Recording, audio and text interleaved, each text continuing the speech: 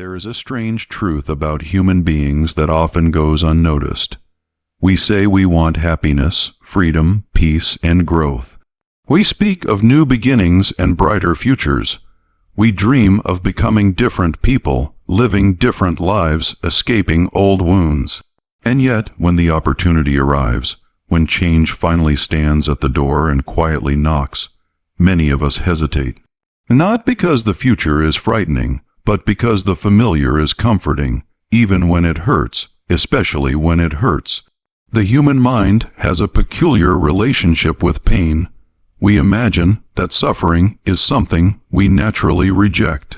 But if that were entirely true, we would let go much more easily than we do. We would leave the relationships that diminish us. We would release the identities that confine us.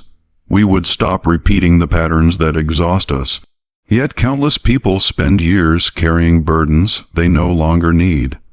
Not because the burden is light, but because it is familiar. Imagine a prisoner who has lived inside the same cell for decades. The door suddenly opens. Sunlight pours in. Freedom waits beyond the threshold, but the prisoner remains seated. To an outsider, this seems irrational.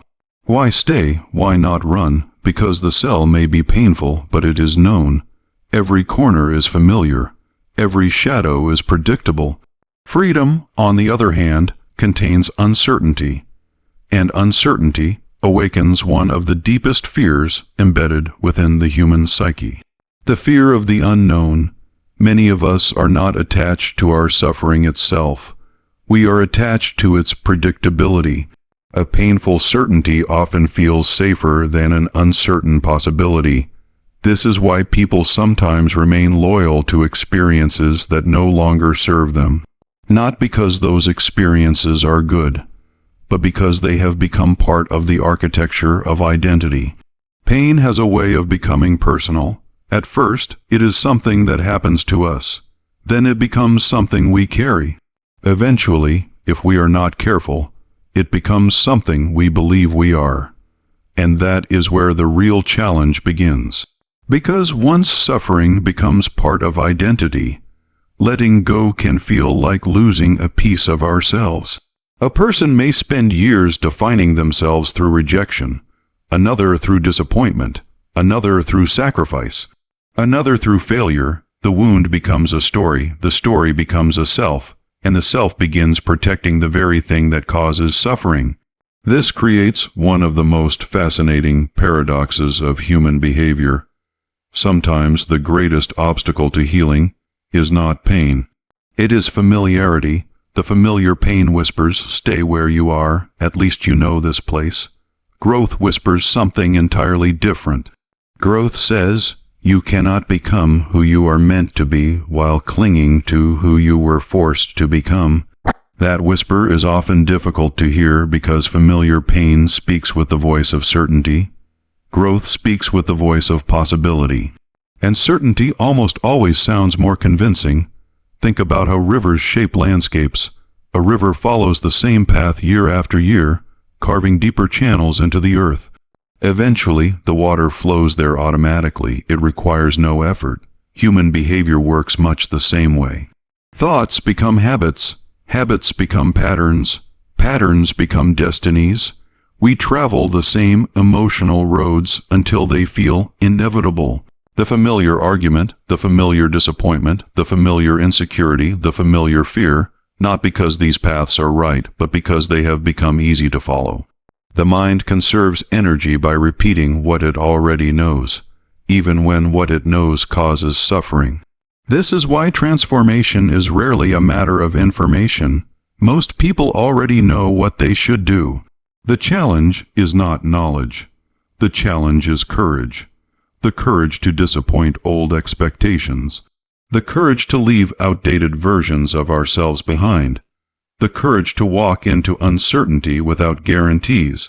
Because every meaningful transformation requires a temporary loss of certainty. A caterpillar cannot negotiate with the cocoon. A seed cannot become a tree while remaining a seed. Something old must surrender before something new can emerge. And surrender is often misunderstood. People imagine surrender as weakness. In reality, surrender is one of the strongest acts a human being can perform. It is the willingness to release what is familiar in service of what is true. It is the decision to stop worshiping old pain simply because it has been present for a long time. Some wounds become old companions. We learn their habits. We anticipate their arrival. We organize our lives around them. But age does not make a burden sacred. Longevity does not make suffering necessary. Just because something has walked beside you for years does not mean it deserves to accompany you forever. There comes a moment in every meaningful life when a person must ask a difficult question. Who would I become if I stopped introducing myself through my wounds?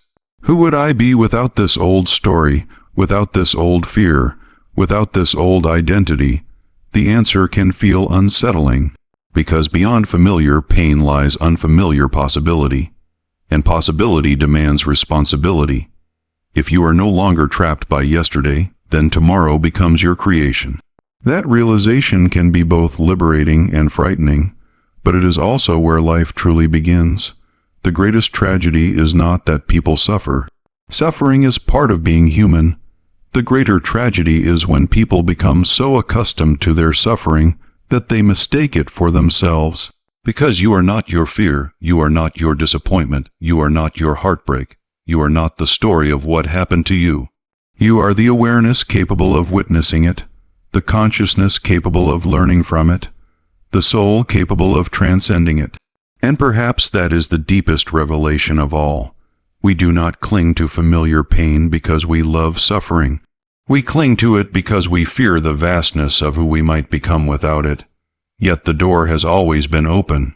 The prison was never only made of pain, it was made of identification. The moment you stop calling the wound your identity, the walls begin to disappear, and beyond those walls waits a life that cannot be discovered through certainty, only through courage. Because the most extraordinary transformation does not happen when pain finally leaves. It happens when you realize that you were never meant to build your home inside it.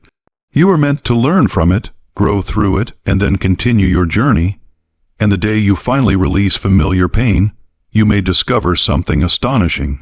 The unknown you feared was never your enemy. It was the doorway to the person you were becoming all along.